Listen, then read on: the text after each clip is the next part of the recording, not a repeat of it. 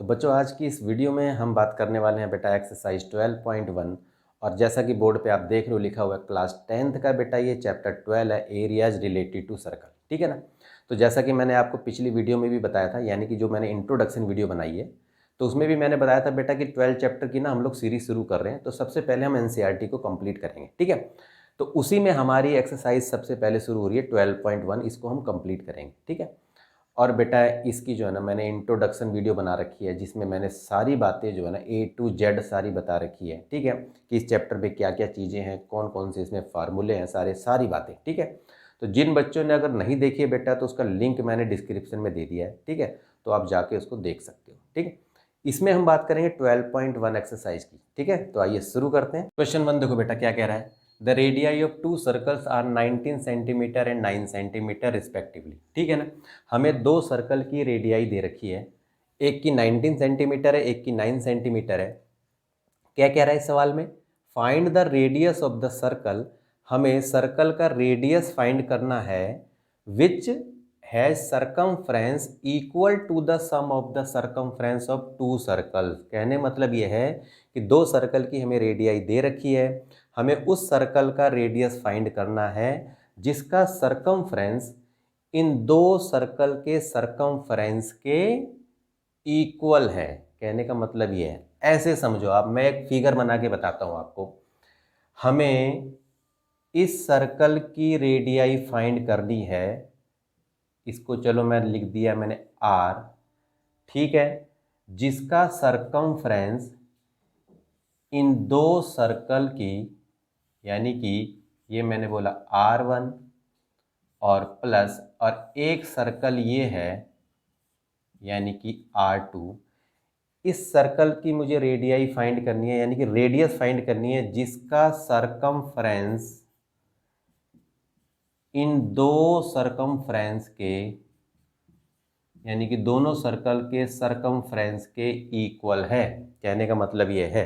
ठीक है। तो इस सर्कल की मुझे रेडियस फाइंड करनी है। ठीक है। तो मैंने इसी तरीके से लिख दिया। ठीक। अगर मान लो मैंने, चलो यहाँ पर थोड़ा सा लिख देते हैं और अच्छे से। अगर मैंने मान लो let the radius of bigger circle be, मैंने आर मान लिया। ठीक है। और and radii of two circles R, एक को मैंने R1 मान लिया एंड R2 मान लिया, जैसा कि मैंने यहाँ पर लिख दिया अकॉर्डिंग टू क्वेश्चन। चलो वही मैंने बोला ना, ये चीज़ मैंने पहले लिख दिया है तो आप यहाँ पर लिख दो। ये देखो बेटा, ये स्मॉल आर नहीं, कैपिटल आर है। देखो ये है ना। तो 2πr is equal to 2πr1 2πr2। यही तो बात कह रहा है ना, ये क्लियर है। अब मैंने कहा कि 2πr, अब इसमें देख रहे हो आप 2π कॉमन आ रहा है, R1 प्लस में R2, 2π से 2π कट जाएगा तो R इज इक्वल टू, अब R1 कितना मेरे को दे रखा है, एक का है 19 और एक का है 9। ठीक है।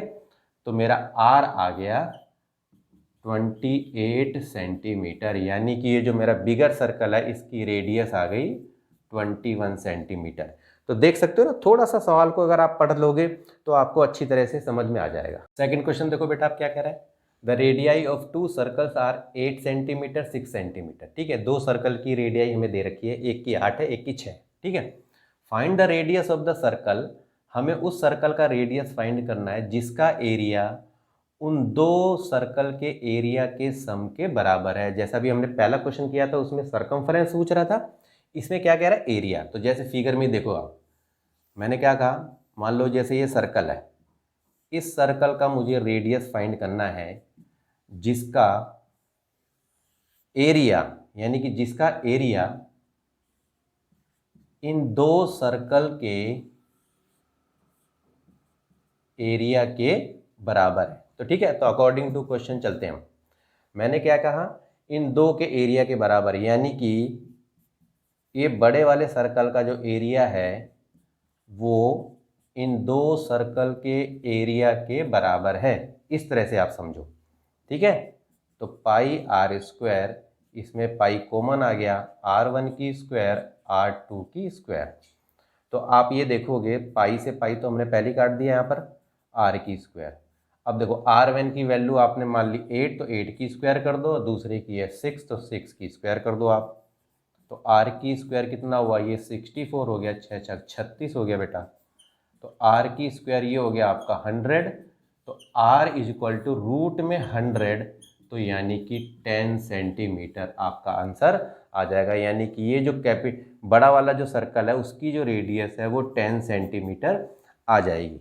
ठीक है ना बेटा। थर्ड क्वेश्चन देखो आप, इन फिगर, देखो मैंने फिगर यहाँ पर बना दिया है, आप इसको समझो। आप डिपिक्ट्स एन आर्चरी टारगेट, आप देख सकते हो ये कि ये आर्चरी टारगेट है, ठीक है ना।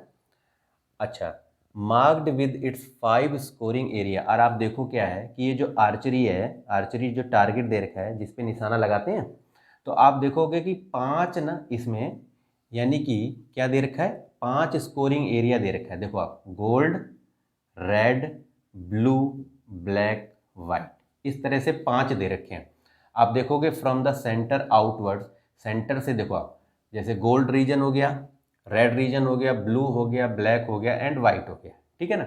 अब क्या कह रहा है, the diameter of the region representing gold score is 21 centimetre. आप ध्यान रखना कि ये जो गोल्ड स्कोर है बेटा, ये गोल्ड का जो रीजन है उसका जो डायमीटर है वो 21 सेंटीमीटर है। क्लियर है। पहले हम क्वेश्चन को पढ़ते हैं, उसके बाद देखो कुछ चीजें मैंने लिख भी रखी हैं। देखो, and each of the other band is 10.5 centimetre. Clear है।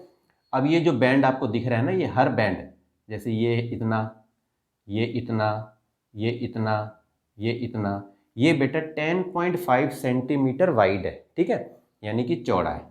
क्लियर बात हो गई आपको।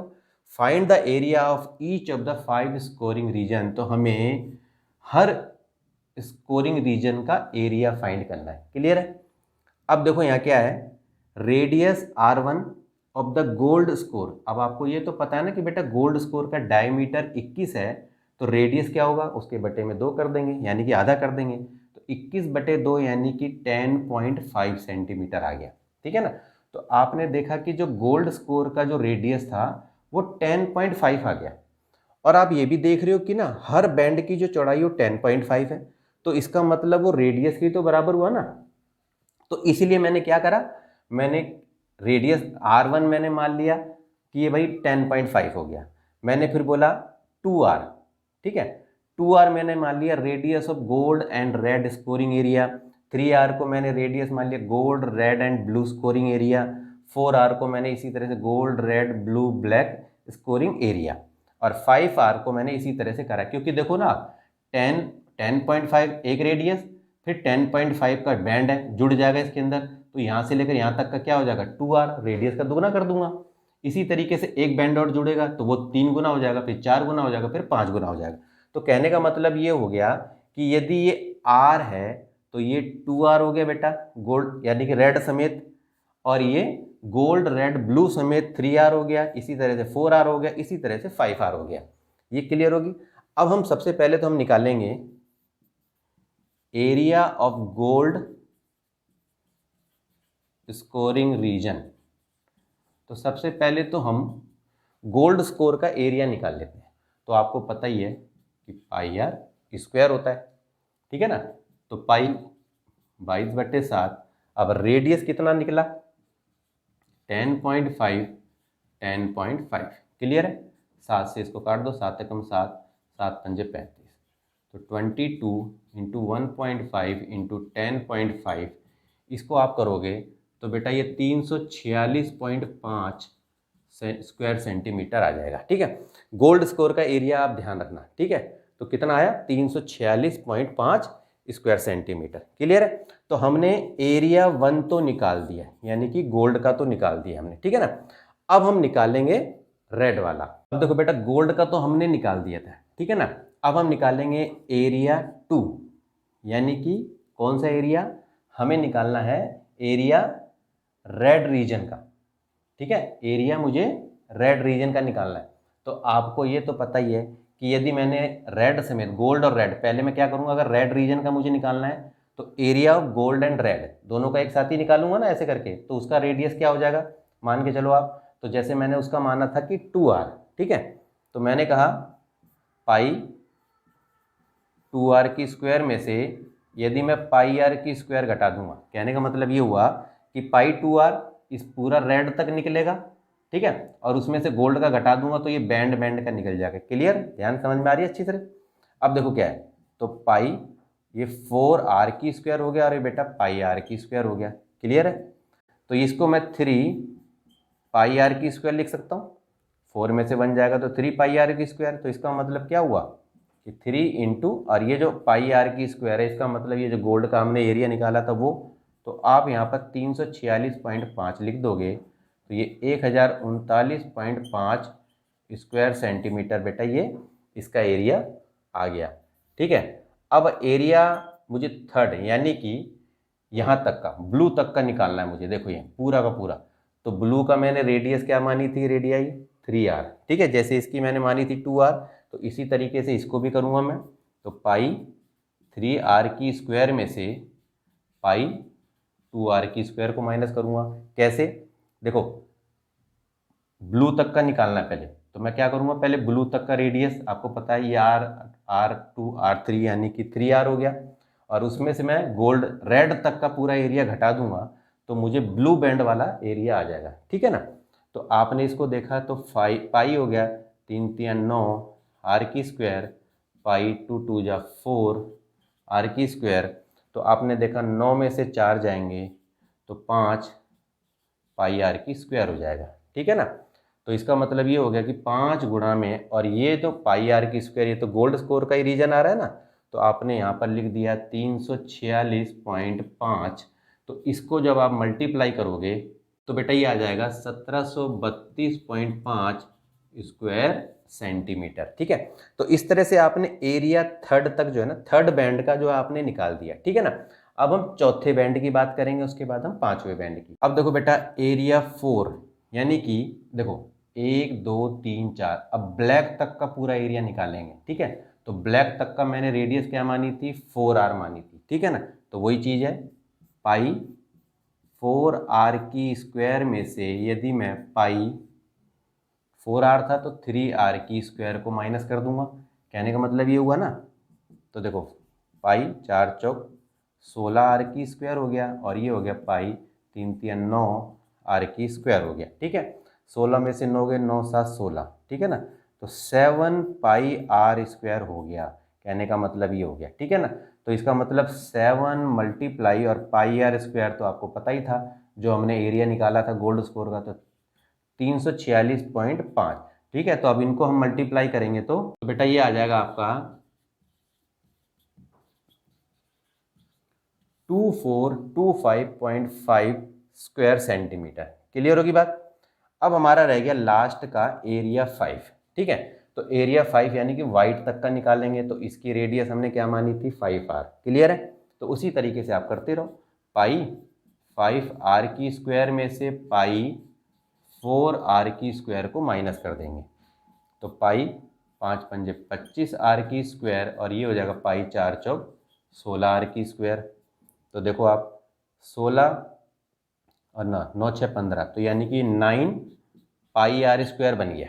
ठीक है, देख लो 25 में से 16 गए 9, और पाई आर स्क्वायर कॉमन है, तो ये आ गया हमारा। तो इसका मतलब ये हुआ कि 9 गुणा में, अब ये पाई आर स्क्वायर गोल्ड स्कोर का रीजन है, तो 346.5, और इसको यदि हमने मल्टीप्लाई किया तो ये बेटा आ गया 3118.5 स्क्वायर सेंटीमीटर। ठीक है ना, तो इस तरह से जो है ना, इस सवाल को आप आराम से निकाल के देख सकते हो यदि आपको थोड़ा सा इसको समझने की जरूरत है। ठीक है ना, अब देखो बेटा फोर्थ क्वेश्चन क्या कह रहा है, the wheels of a car are of diameter 80 centimetre each.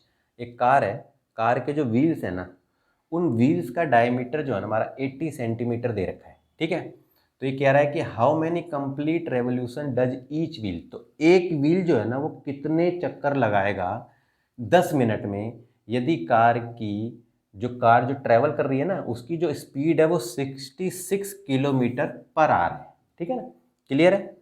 तो देखो आप क्वेश्चन को समझ में आ गया आपको।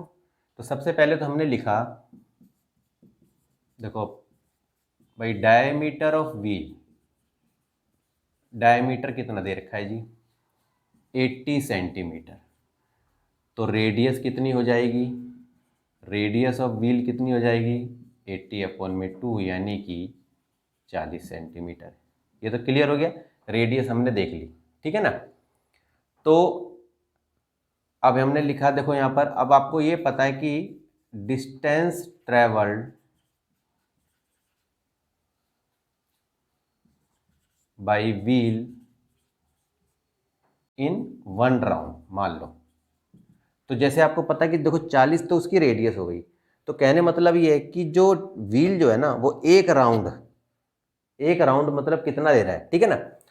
तो distance travelled by wheel in 1 round का मतलब हो गया यानी कि 2πr, यानी कि उसका सर्कमफ्रेंस निकाल देंगे। कहने का मतलब ये हो रहा है एक तरह से।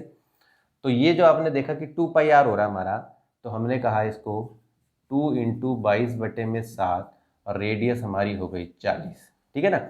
अब 22 दूनी 44, 44 चौके 4, देखो 44 चौका 4 चौक 16, 4 चौक 16, 17, तो यानी कि 1760/7 सेंटीमीटर, इतना डिस्टेंस उसने ले लिया। कहने मतलब एक राउंड में, कहने का मतलब ये हो गया, ठीक है ना।